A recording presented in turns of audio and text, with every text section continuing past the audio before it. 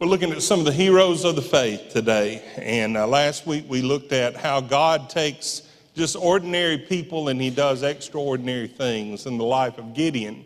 Gideon was a man who was just down and discouraged.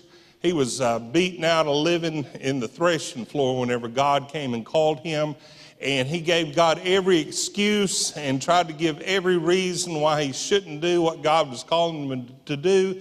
He was already against insurmountable odds, and God dwindled that number down to where it was obvious that it was impossible to happen in the hands of Gideon. He kept questioning God and testing God, and God proved faithful through it all. And finally, whenever he stepped up and he fulfilled what God called him to do, there was no question. It was an extraordinary feat done by an ordinary man. This morning we're going to look at a different story. It's in the Old Testament, and this is a story about being at the right place at the right time. Let me show you a couple of pictures as we think about this. You could say that is being at the right place at the right time. I don't know if that's photoshopped or doctored, but if not, then that car, man, wasn't it at the right place at the right time? Here's another picture, right place at the right time, unless you're talking about the fish. Now, this is more Funderburg style, this next one. This isn't the right place at the right time. So there are times we're at the wrong place at the wrong time. But this morning, we're going to look at that little part of the circles of the right person at the right place at the right time. And we're going to see that you are here in the story of Esther. So we're going to think about the story of Esther this morning. And before we get into the story of Esther, matter of fact, I said to my wife, she's keeping the nursery this morning, and I said, well, I'm going to be about Esther. And I said, man, this would make a great movie. She said it was. It must have been a Lifetime Men Hater Channel movie or something, but it was a movie. But the story is fascinating. Let me give you just a little bit about the timeline of Esther, sort of put it in perspective of history. 586 BC is when Nebuchadnezzar defeated Judah. And that's when the Babylonians conquered and carried them into the Babylonian captivity. God had been predicting that because he was bringing judgment to them. They wouldn't obey him. And so that judgment came. They were in exile for 70 years.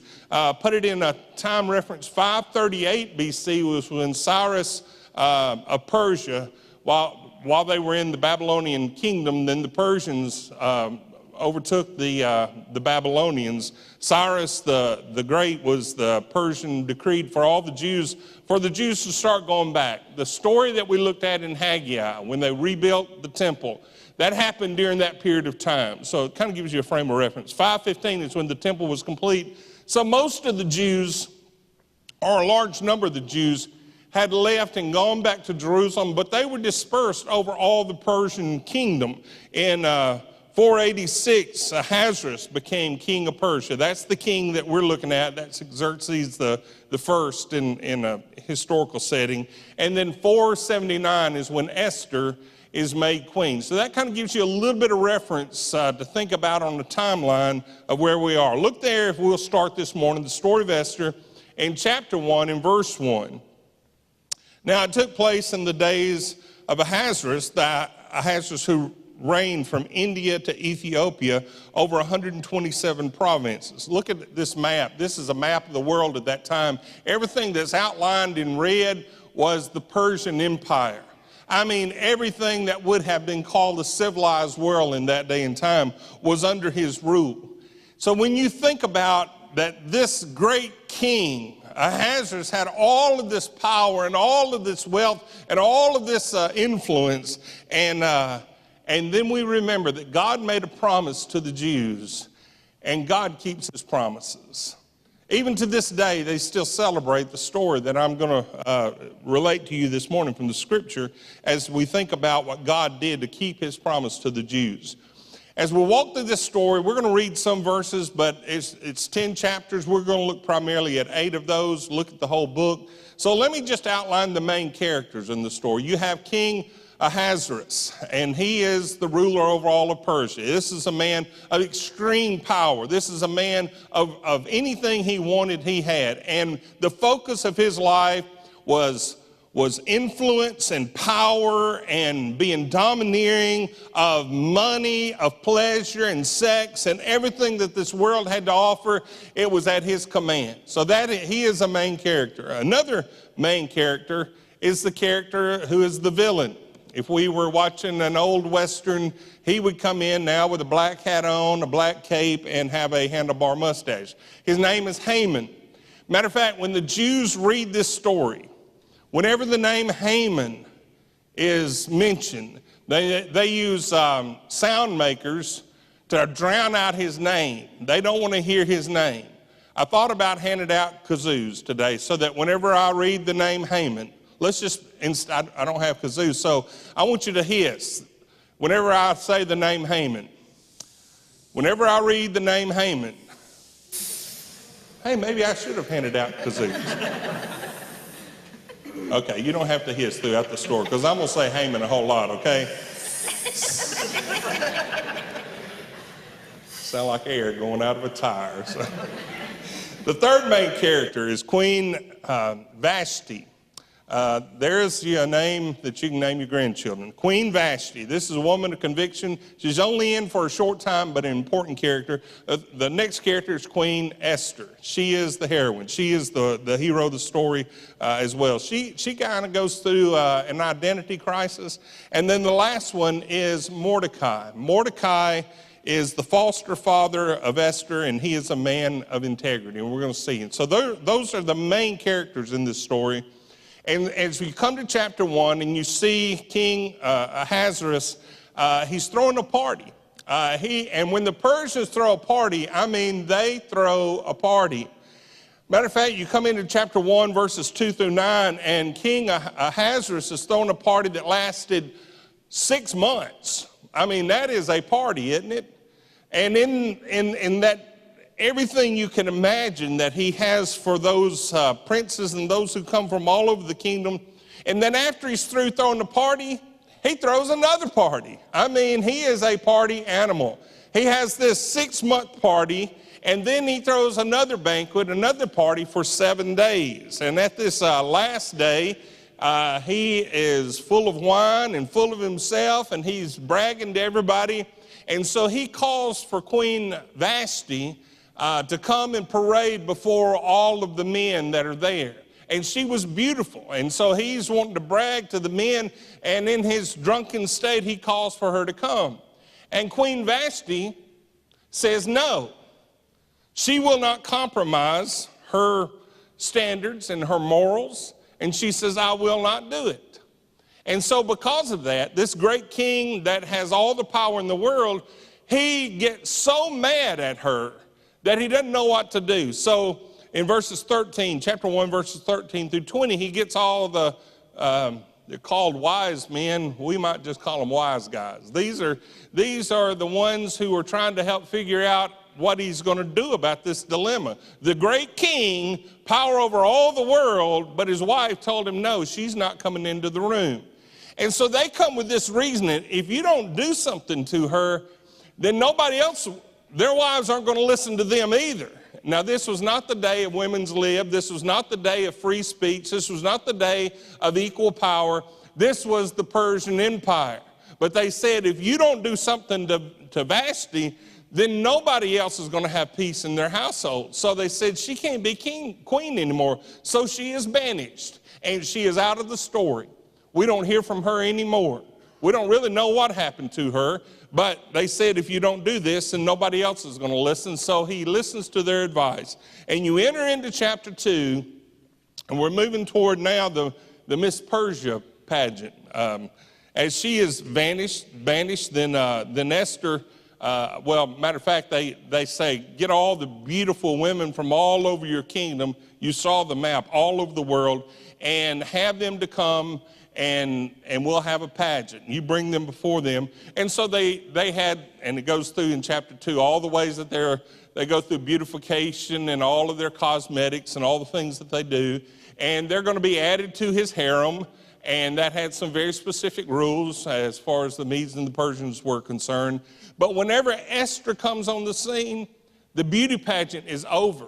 She is beautiful. Everyone thought she was beautiful, and she is humble. You find out in the story that they could come before the king and bring what they wanted to, but by her advisor, she only brought very little what they advised her to. So everybody was pleased with Esther. Everybody liked Esther. In verse 17, Esther chapter 2 and verse 17, it says this: the king loved Esther more than all the women, and she found favor and kindness with him more than all the virgins, who so that he set the royal crown on her head and made her queen instead of Vashti. Isn't that great? He's found the new queen. Esther has the favor of the king. I mean, life is going to be good. But let me back up just a little bit, because Esther is Jewish. Esther is one of those Jews that didn't go back to Jerusalem and didn't go back to the Holy Land. They're spread abroad all throughout the kingdom, the Persian kingdom, but her uncle, her first cousin actually, her mom and dad are dead, and she is adopted by Mordecai, who is her first cousin. And he's given her advice, but he tells her, don't tell the king that you're Jewish, because he kind of had a clue that there still was some anti-Jewish attitude there, so he could see that. He instructed her to keep that. So after she found favor with the king, then Mordecai overheard something. He came by every once in a while, and he would check on her and make sure she was safe. Well, as he was standing outside the king's gate, he heard two disgruntled employees that were talking about how they didn't like how things were going, and so they were plotting the assassination of King Ahasuerus. Well, Mordecai overheard that, so he sent a report to Esther, and Esther reported that to the king in the name of Mordecai. Well, the king investigated that, found out it was true, and so those two disgruntled employees wound up being executed. They were hanged on the gallows in public. And it was in the name of Mordecai, and he said, let all this be written in the records. In the Persian way of thinking, that's very extremely important. They kept records on everything. And so they wrote it into the record, but Mordecai was never rewarded. Now remember that. That's going to be important later on in the story. Mordecai was the one that unveiled this plot against the king, as this was, they were brought to justice, and yet Mordecai, though it was written in the record, he was never rewarded for what he did. Well, the king decides, you know what, I better get a better administration, because things aren't going as well as I thought they would. And we enter into chapter 3. Well, into chapter 3, in walks Haman. Thank you. Haman, the villain. He is the one who comes in, and the king says, I need somebody to watch my back. I need a good administrator. Well, he's the one that got promoted to this. Apparently, he made some gesture because they all thought that the king of Persia was deity, that he was a god. And so Haman thought that he should receive some honor as a god as well. And whenever he's coming through, everybody is required to bow before him, that they all pay homage to him. And whenever he's coming through, there's one guy that does not bow before him, and that's Mordecai.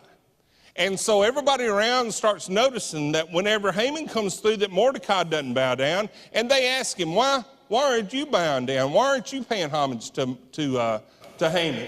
And he said, because I'm a Jew. It says apparently he knew the law. Deuteronomy 6 and verse 13 and 14, it says, you shall fear only the Lord your God, and you shall worship him and swear by him. You shall not follow other gods, any of the gods of the people who surround you. So he knew that law. This is the same principle that we find in the story about the 3 Hebrew children. When Nebuchadnezzar builds the big image, and he says, whenever you hear the music playing, you're to bow down and you're to worship. And so this sea of a crowd, whenever they play the music, they all bow down, and they look across that horizon, and there are 3 that are standing up, Shadrach, Meshach, and Abednego. And he calls them in and says, why don't you bow down? And they said, because we're not supposed to. It's against our law. We're not going to worship anything except our God. And he said, you will bow down, and if you don't bow down, I'm going to throw you in a fiery furnace. He stoked the fire. He said, get ready. They didn't bow. And he said, we're going to throw you in the fiery furnace. And they said, let it be known, O Nebuchadnezzar, whether you throw us in the fire or not, we're still not going to bow down. Our God can save us from your hand, or he can save us from the fire. And if he doesn't, we're still not going to bow down, because we're going to follow our God. And you remember that story. They didn't bow down. They stoked the fire so hot the men stoking the fire died. And they threw them in. And Nebuchadnezzar came and looked in, and he said, did we not throw 3 in there? I see 4, as it were the Son of God. And whenever they came back out, the only thing that was burning on them were the ropes that they had bound them with. And it says that they didn't even smell like smoke. I cannot even grill hamburgers and not have to go in and take a shower because I smell like smoke. They didn't even smell like smoke. This is the same principle. This is the same stand that Mordecai is taking. He's not going to bow down because he's true to God. He's true to God's law. He is devout. So whenever Mordecai, when he wouldn't pay homage to him, then he is furious. Chapter 3 and verse 5, when Haman saw that Mordecai neither bowed down nor paid homage to him, then Haman was filled with rage. But he knew enough that it wasn't enough just to kill Mordecai. Because Mordecai said the reason he didn't do it was because he was a Jew. And he knew the Jewish people were all over, and they're all going to be like this. So verse 6, Esther 3:6, but he disdained to lay hands on Mordecai alone, for they told him who the people of Mordecai were. Therefore Haman sought to destroy all the Jews, the people of Mordecai, who were throughout the whole kingdom of Ahasuerus. So what he does is he goes in to the king and he says, King, listen, I hear that there's some people, they don't play by the same rules as we do. They don't do the same thing that we do. And I know that if we get rid of them, that it's going to diminish your workforce. So I tell you what, he bribes the king. He says, I'm going to give you what is the equivalent of 300 tons of silver. I'm going to pay that into your treasury, and then you give me the authority to do to them, to take care of them, and to do to them what I'd like to. And so in verse 10, Esther 3 and verse 10, it says, then the king took his signet ring from his hand, and he gave it to Haman. Now, taking the signet ring means that he has given Haman the authority to do whatever he wants to do in the name of the kingdom. And then it says to Haman, the son of Hammedatha, the Agagite. We could spend a little time there. If you trace this family tree back in the Old Testament, you'll find that he was an Amalekite who Saul was supposed to kill the king, and he did not, where Saul's sin now, 700 years later, is still being played out to be against the people of God, and it calls them the enemy of the Jews. Verse 11, the king said to Haman, the silver's yours, you gave it to me, and now the people are also. So do with them as you please. Mr. Rogers used to sing, it's a beautiful day in the neighborhood. Not today. It's a terrible day in the neighborhood. So whenever they decided, okay, we're going to exterminate, there's going to be a Holocaust. And they determined that by the Purim. They determined that by the rolling of the pure, the dice, Hebrew dice. And that determined the date when this massacre was going to take place. So they sent to every province in their tongue and what they would understand the law that said on the date that has been decided by what they would say providence, the date that has been decided, then we're going to massacre the Jews. So when you come into chapter 4, Mordecai hears this news and he's crying out to God, and he sends Esther the news. Do you know what's fixing to happen? Do you understand? So he sends Hathach to Mordecai, sends Hathach to Esther, and they correspond. And he begs her to use her influence with the king to plead for their people. So you come to Esther chapter 4 and verse 8. He also gave him a copy of the text of the edict which was issued in Susa for their destruction, that he might show Esther and inform her, and to order her to go into the king and to implore his favor and to plead with him for her people. But Esther's hesitant because she's been keeping it a secret that she's Jewish. And I mean, whenever the queen Vashti didn't come in, all they had to do was just kick her out. And now then, if it's revealed that maybe she's kept this secret, then what would happen to her? So she's hesitant. And so Mordecai turns up the heat on his request. Look in chapter 4 and verse 13. Then Mordecai told them to reply to Esther, do not imagine that you in the king's palace can escape any more than all the Jews.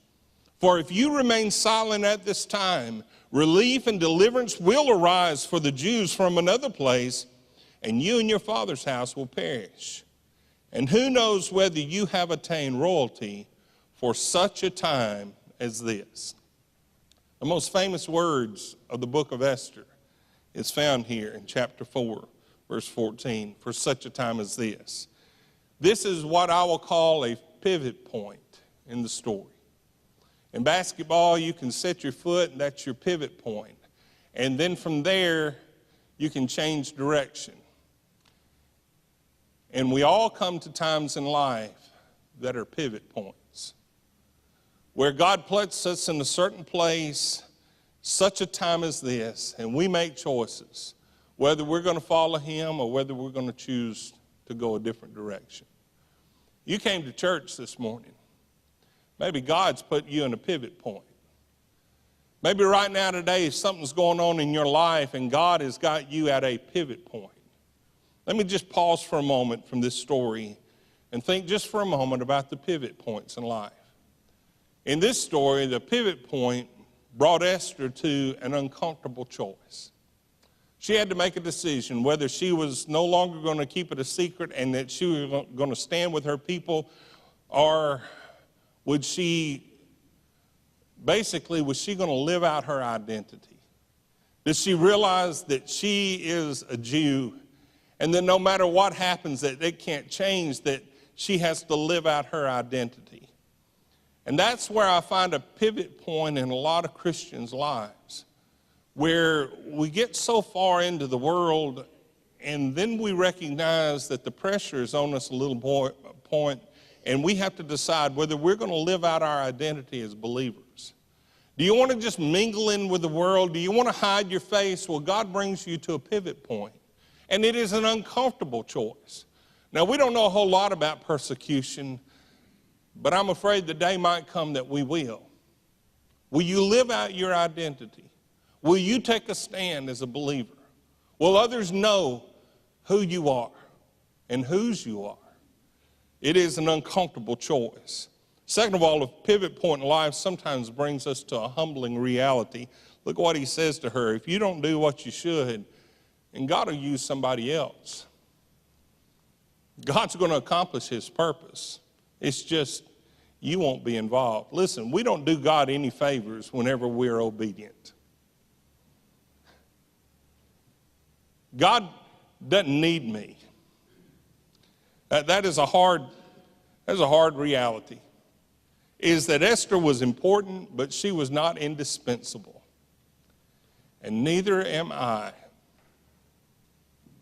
And neither are you. God's going to do his work. He's going to accomplish his purpose.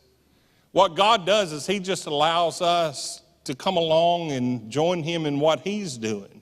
If anything of permanence, if anything of eternity takes place, if anything happens of significance, it's not because I did it or you did it or we did it. It's because God did it. And he may choose to use us. So it puts us to that point of a humbling reality. And then thirdly, it puts us to a point of unavoidable duty.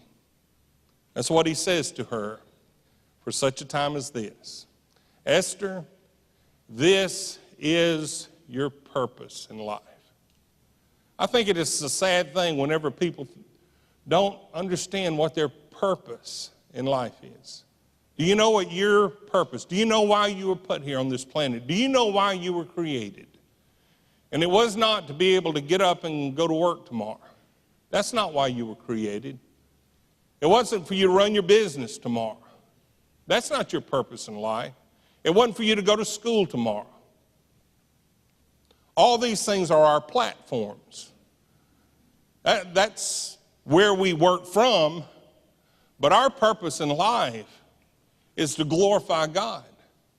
It is to know him and to make his great name known. Now, there may be a time when I will retire from the pastorate. There will be a time, unless the Lord comes back, unless midnight cry happens. But there will come a day, if God doesn't take me home in death, There'll come a day I'll retire from the pastorate, but I'll never retire from the ministry. My life calling is to know God and to make his great name known. John Piper, pastor years ago, received word about two missionaries. There were two nurses. After they retired, they went to the mission field and they continued to minister, and they were killed in a car wreck. And how he related that back to, one of them was 79, one of them was 80 years old, and they went over a cliff in a car wreck, and they were killed. And how he related that to his congregation. Let me read to you. He said, and I asked my people, was that, the car wreck, them being killed, was that a tragedy?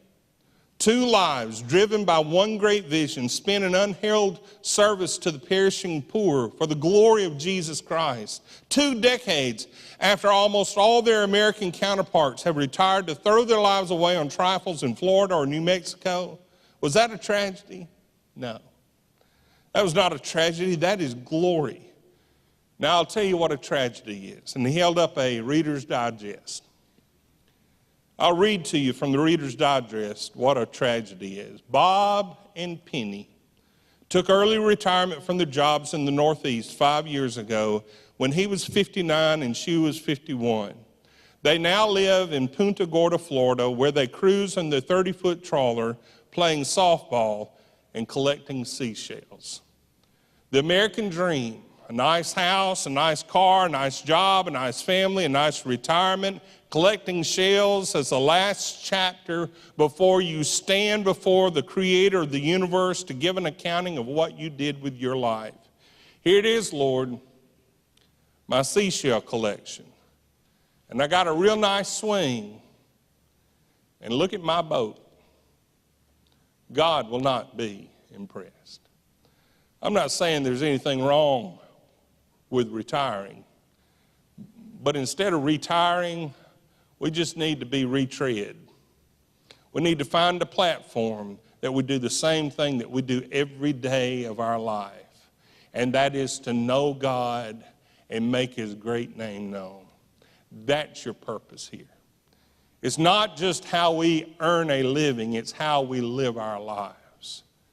And Esther came to that point. Matter of fact, if you come to chapter 4 and verse 16, she was so encouraged, she decided to live out her identity, live out her purpose, and she said, and if I perish, then I perish. It's what Paul said, for me to live is Christ, for me to die is gain. Are you willing to write God a blank check and say, God, you cash it, whatever you require, I am yours. A pivot point. Well, you come into chapter 5 and you can almost feel the tension building as she's approaching the king, because she wasn't really supposed to approach the king. She wasn't supposed to go before him until he called for her. And so can you feel that growing? But in chapter 5 and verse 3, the king just happened to see her. There are no just happened to. There are no coincidence. A coincidence is when God chooses to act anonymously. Verse 3, Esther 5:3, then the king said to her, it's King Saul, he came and said, what is troubling you, Queen Esther? What is your request? Even to half the kingdom it shall be given to you. And Esther said, King, I'll tell you what, I'm not going to tell you right now what I request, but let me throw a banquet, let me throw a party, but I only want you and me and one other guest. Haman. Well, Haman was invited. And he was feeling pretty haughty about himself. He was feeling pretty good. Look in Esther 5, verse 12. And Haman said, even Esther the queen, let no one but me come with the king to the banquet which she had prepared. And then tomorrow, because the king said at the end of the banquet, okay, what do you want? And she said, I'll tell you what, let me throw another banquet tomorrow night. And the same guest list, only Haman. And tomorrow also I'm invited by her with the king, yet all of this does not satisfy me every time I see Mordecai the Jew sitting at the king's gate. So Haman's friends said, whenever he's reporting back to them, they said, well, I tell you what, if you want to, listen, let's up the ante a little bit. why don't you build a gallows outside your house to hang Haman on? You know the date's coming, you know the destruction's coming, but why don't you build a gallows some 75 feet tall and hang Haman from that? So you come into chapter 6. Now in chapter 6, the king just so happens that he can't go to sleep that night. Apparently at the banquet, Esther served Mexican food or jalapeno peppers or something. And so he had holy heartburn or holy induced insomnia, whatever. And so he's up and he said, I can't sleep. So he calls the clerk and he says, go back and get some of those records and come and read to me. It's a sure way to put me to sleep. Go get some of those records. Now, if some of y'all have trouble with that, all you have to do, we've got the YouTube channel up on, you can get the address, go to YouTube. There's over 2 years worth of my sermons on there. Put one of those on and you'll be out like a light. Some of you, I see it every Sunday, so I know it'll be true. That's what happened with him. He said, go get those records. I don't know of a better way for me to go to sleep, so read those records. Well, that servant, that clerk, just so happened, had 12 years of records, just so happened to pull out that record that told the story about when those two disgruntled employees were plotting to assassinate the king, and Mordecai stepped up onto the scene. And Mordecai, and he said, oh yeah, I remember that. What did we ever do for Mordecai? And the clerk looked back in the record and he said, nothing.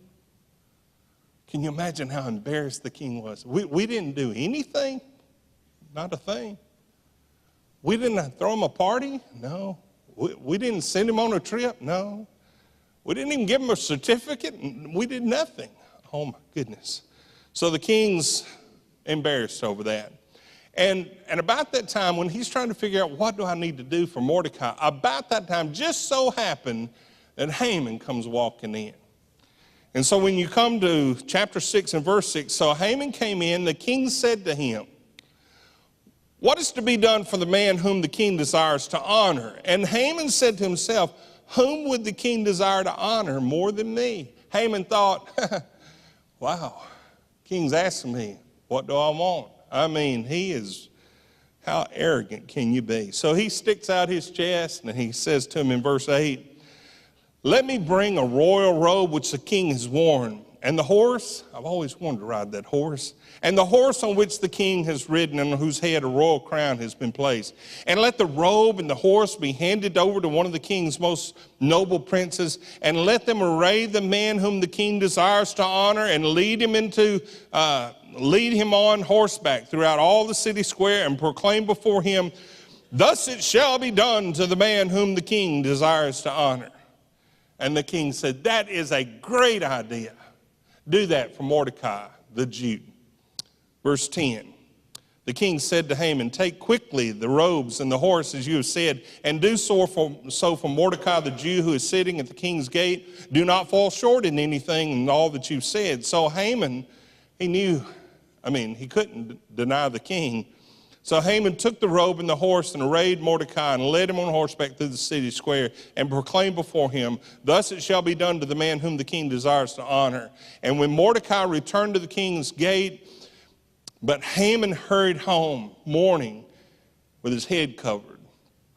He dreaded going that night to that second banquet. But about that time, his ride shows up. We enter into chapter 7. We're back in the banquet hall. Now that they're through with the food, and the king finally says, okay, Esther, you've raised my awareness. I'm interested to know, what is it that you desire?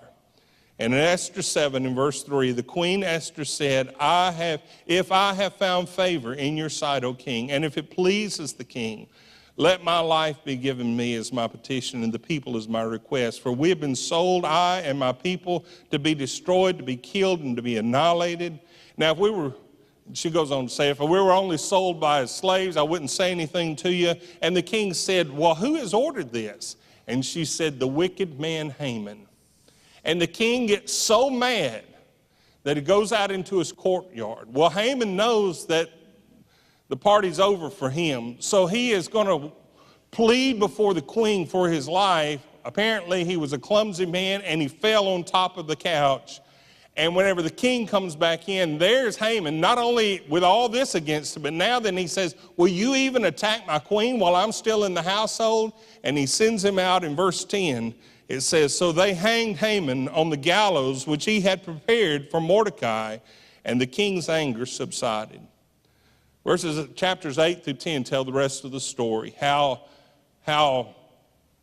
the king took his signet ring and gave it to Mordecai, and how they pleaded for the edict that had gone out for it to be erased, and so it was eradicated.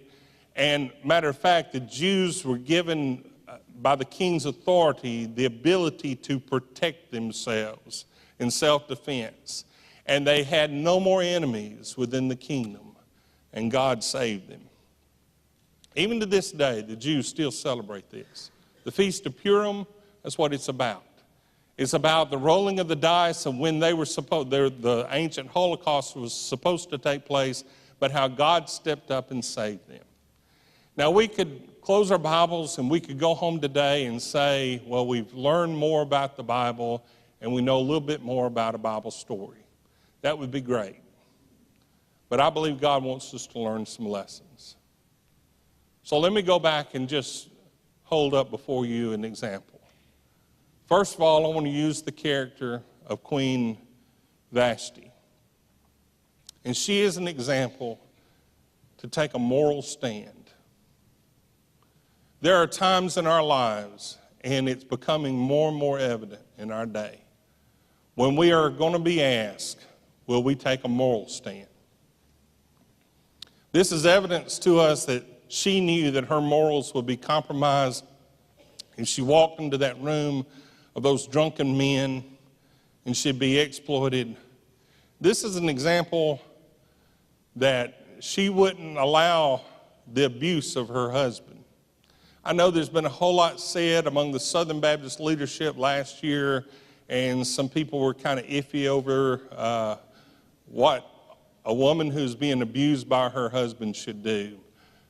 Vashti gives you an example. I think that for us it is taking a moral stand. And no real man abuses women. That'd be a good way to say amen, good time. No real men will abuse women. I don't want any trouble from anybody, but I'm here to tell you, next time if you feel led to slap around your wife, you come see me because you need some help. I think that is a story that Vashti teaches us. But she also teaches us to take that moral stand. Is somebody asking you to compromise your moral stand? And maybe you've messed up. Well, then come to God and find forgiveness. Draw a new line in the sand and start from here. She teaches us to take a moral stand. Edmund Burke said, he was a statesman in London back in the 1700s. He said, all that requires for evil to triumph is for good men to do nothing. We need to stand for what's right. But even more specifically, Mordecai teaches us a lesson to take a spiritual stand. Mordecai would not bow. Even though knowing what it would cost him, he would not bow before Haman. And in our day and time, the question is asked, is there enough about your faith that you'll take a stand for it? We don't know a whole lot about persecution in this country. When I went to East Asia, most of the national Christians that I met there, well, matter of fact, everyone that I met had been arrested for their faith. One gentleman that I met there had been in prison 5 years. And he said the first 2 years, he was beaten every day. Do you have that kind of faith? Would you take a stand for your faith? Because we're going to be called in these days ahead to make sure that our lamps are full. Make sure that we're ready. Make sure that we take a stand. The last thing, it was hard, and dementia and the things in this world is so hard. It was so hard to watch my mother lose her memories. To watch my mother say to me, I don't know who you are. I know that she does now. But I would dread the day to think that Jesus would look and say, "Depart from me, I never knew you." Maybe this is a pivot point today. Maybe you don't know him, and today you need to come to him. Maybe as a Christian, this is a defining moment for you, and you're called to live out your identity. Will you take a stand for Christ? Take a spiritual stand. And then Esther teaches us to take a positional stand. She realized that she was here for a purpose, for a reason. There may be some of our young people right now, and you're trying to decide what you're going to do with the rest of your life. You're called to a purpose. And maybe some of you even are called to full-time Christian service. We're all called to full-time Christian service. But maybe God's calling a pastor or a youth minister or a music minister or a children's minister. What's God calling you in your life? Are you willing to take that stand to say, for such a time as this? Maybe God is calling you to go to East Asia for a year. Maybe God is calling you to the mission field. Are you willing to say, "Lord, here's a blank check," as you will? But let me share with you about the real hero of the story. The real hero was not Esther. It was not Mordecai. He is the same hero that is in every story. And it's God. He is the main character. God will not be defeated. He is invincible. God's purpose will be served. The real question, will I be part of it? There are two things that are clear from the story of Esther, and one is the sovereignty of God. God is going to do what God will do. But the second is just as true, the responsibility of men and women. We are called to answer his call. Will we? Let's pray.